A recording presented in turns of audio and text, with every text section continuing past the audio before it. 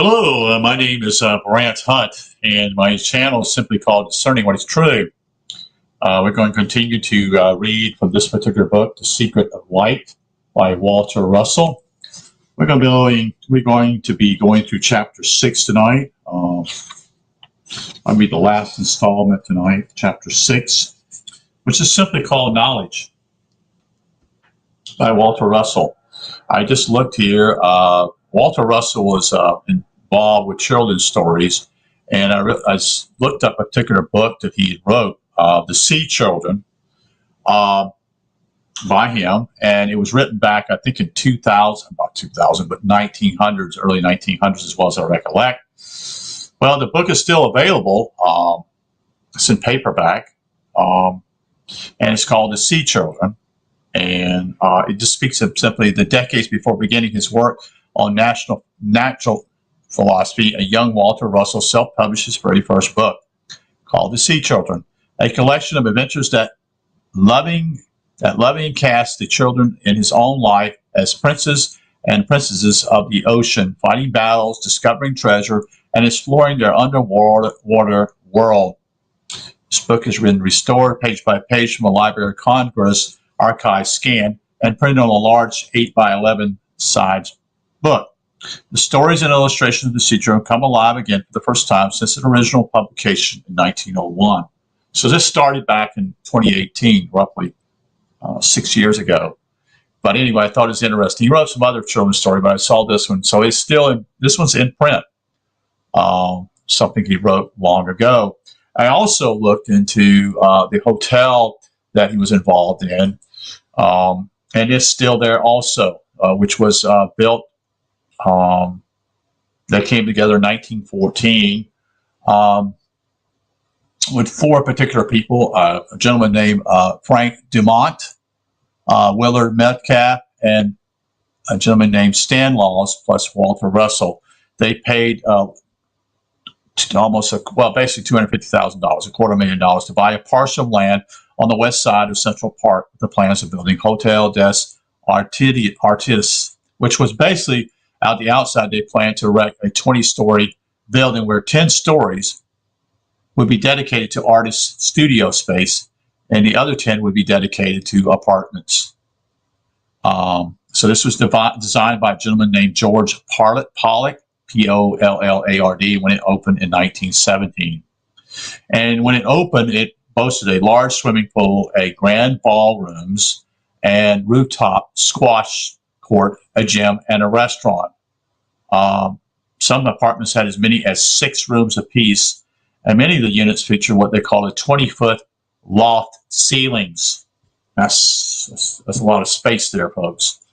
And kitchens were also there, although they were small, and tenants were able to use their waiters to receive meals prepared in a kitchen on the second floor. Anyway, I just say there is a picture of that. It's all I have is a small picture of it. It doesn't show much more. But anyway, I just thought it was interesting as I looked into Walter Russell tonight. Let's get into chapter 6. That is of Walter Russell's work called The Secret of Light. And appreciate you all being here. And we'll go into this. It's a very short chapter. That is, it's not that long. And so we'll look at knowledge. Something I've learned from Phil Langdon when we talk, one of the things he said that was so key is that knowledge leads to wisdom. It does, especially good works like Walter Russell, like Stan Tennant's works, like Renee Swaller's works on Egyptian pyramids, not pyramids, but Egyptian temples. Him and his wife were there for 15 years in Egypt, taking measurements of those particular buildings in the design. And I hope to be getting a book, hopefully, The Temple of Man. I have read already The Temple in Man. But I want to read a book that's actually done by Renee, also a work that's a 2-volume work. We'll see how that works out. I'd like to include it, and we'll show the detailed work is basically going to be, I think, in all black and white. I think it sells for approximately near $200, but I'm getting it through interlibrary loan if I get it. We'll see. I put in an order for it. We'll see what happens. So anyway, let's get back to the point here. Knowledge is cosmic. It belongs to the still light of the positive principle. It never can become a property of the two negatives, which constitutes this mirage universe of matter in motion. To, quote, know all things, end quote, means to have all knowledge of the whole one idea of the cosmos as cause. It does not mean knowledge of creative things which are effect of cause. Yeah, the cause is important when he's talking about, not the attributes of actually being the effect of it. He's just talking about the cause here. It can be known by anyone of average intelligence, he states. It's also bewildering complexities lie in effort of cause. Man cannot know transient effect. He can know cause only. He can but comprehend effect. Man cannot know a sunset sky, for example, but he can comprehend it if he knows its cause. Knowledge is therefore limited to cause. All knowledge exists. All mankind can have it. All mankind can have it for the asking. It is within man, awaiting his awareness of its all presence. Knowledge cannot be acquired by the brain from without. It must be recollected from within the consciousness of self. Gradually dawning consciousness awareness is but a gradual recollection of the all-knowing which has always been within man. So this word has become in vogue here, what we call cosmic awareness, being talked about. But this is written long ago, much older. This was written in 1940 something, 48, I think it was, 49. So it's older than I am. So I'm 63 years old, so 49 would take 11 years from where I was born. So it's actually 11 more years would be 11 plus 63. So it's basically 74 years old, this book is.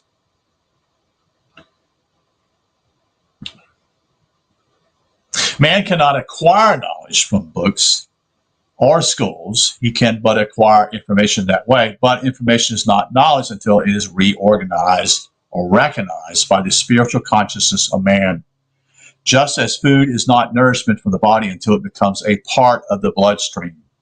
Information gained by motion of the senses, that is, must be returned to the stillness of the source before it becomes knowledge. You'll notice that Walter Russell speaks much about stillness already in this particular book.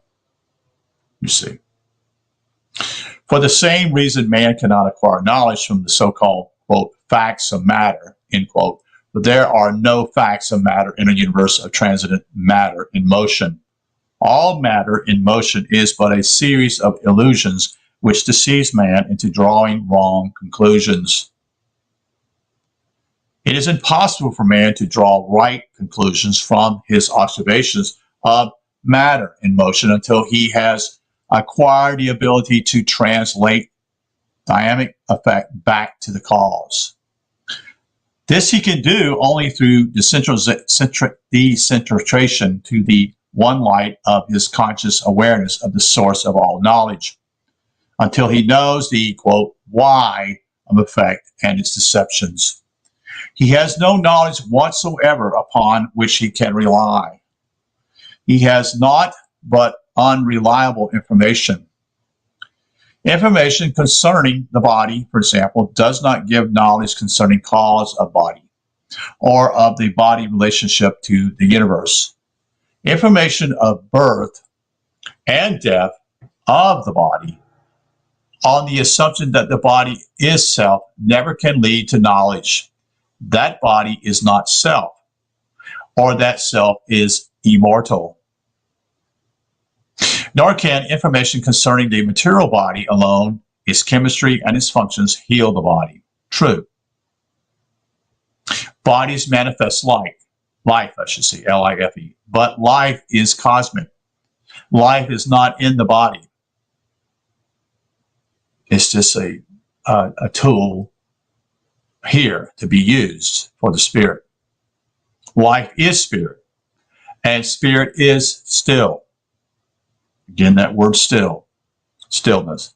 Life is not chemistry or germ of matter. To heal the body so that it can manifest life of the spirit, self, that is, of the body, one must give the unbalanced body the balance of the spirit. So that's the duality here, the spirit and the body. You want to unify that, you see. That will be, opening understanding this more. Knowledge of the light can alone do this.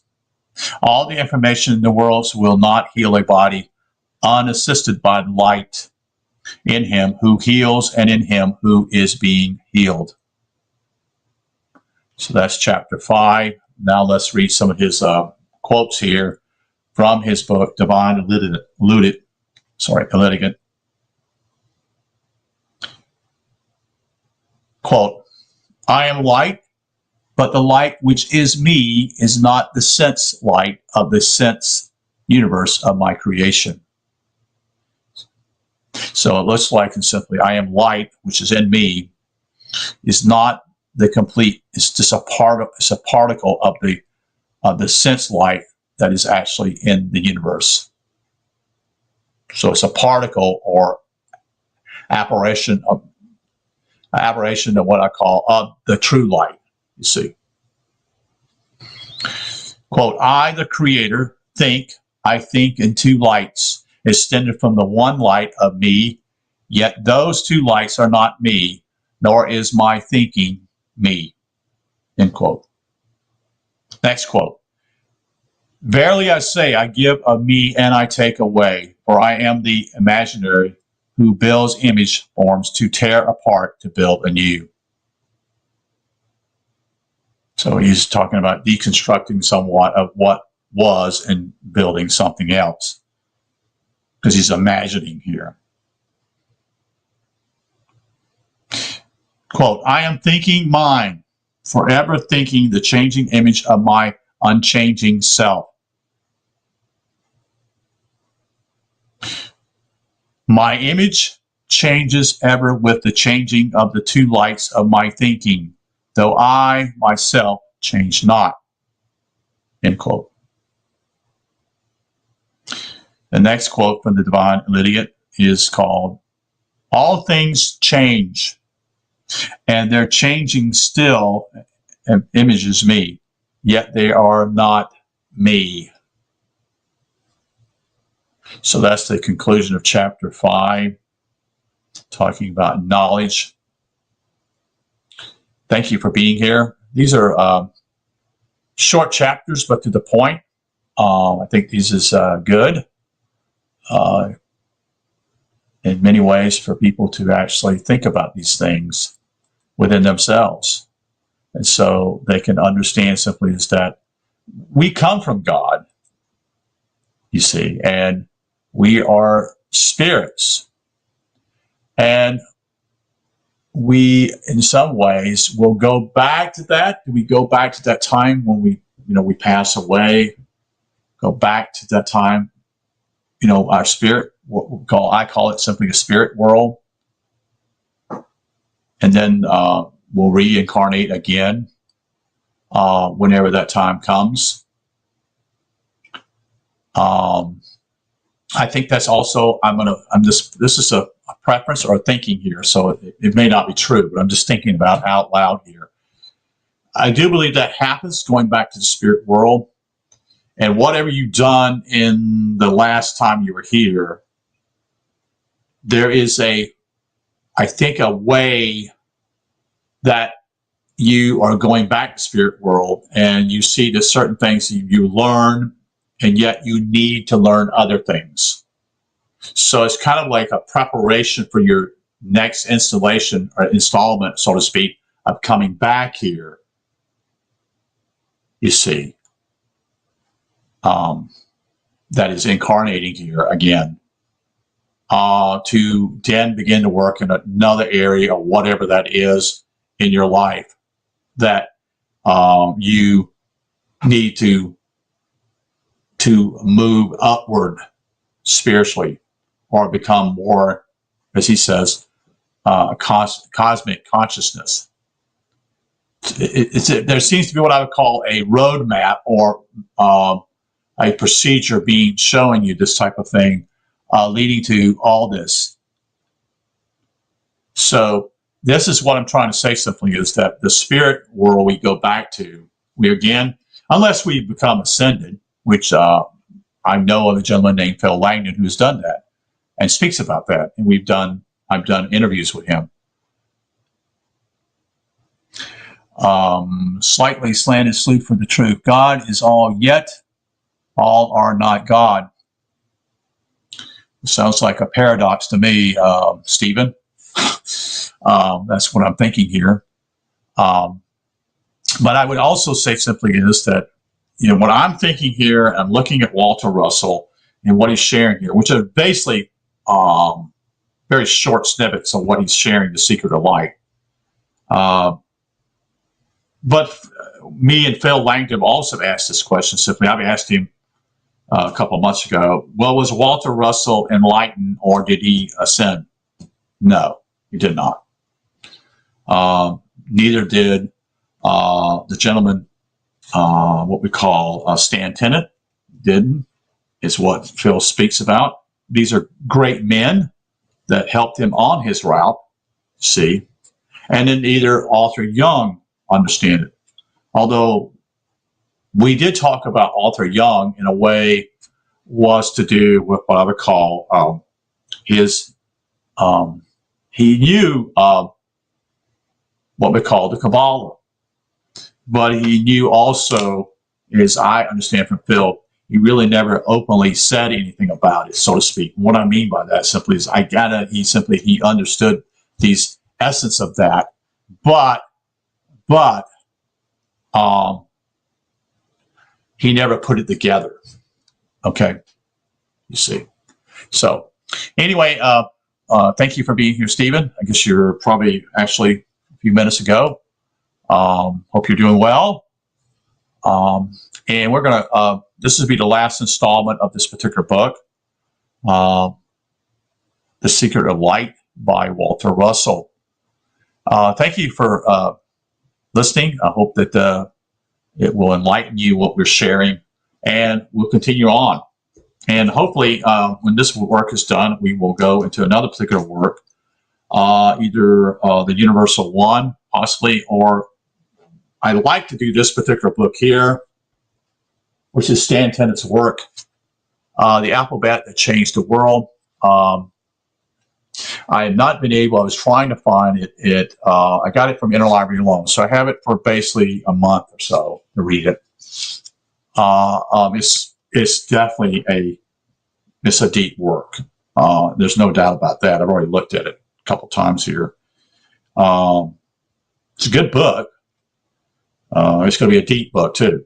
Even though Phil Langdon has gone through some of this stuff already, will help me. And part of Arthur Young's works are in this particular perspective too, because what I keep calling it upside down triangle, and that's just the way it's just a way for me to remember what shape it is. But hope to be doing this book in the near future also. And I consider myself lucky to actually be able to get this book. I don't even think you can actually own this book. I don't think you can even get it from Interlibrary Loan. That's where a lot of the works I get sometimes, because frankly, you can spend hundreds and hundreds of dollars, such and such. I also have a book that I hope to go through, also the Temple at Karnak, which was done by Renee Schroller. Like to do that particular book too. But I only have so much time, you see. And so that's what I'm doing. That's why I've done about 6 or 8 videos today. But this particular book here, The Secret of Light, I think is something really well he's done.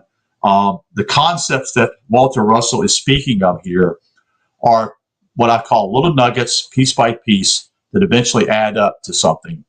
It seems as though he doesn't want to complicate it, making it so immensely complicated to the point that you cannot understand it. So he gives you what I call little pieces and pieces that are added to eventually create a bigger picture.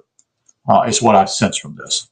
But anyway, appreciate each one being here. And since it's at 10 o'clock, it's about time for me to hit the sack anyway. So thank you again for being here, like I said, and wish you a good night and take care.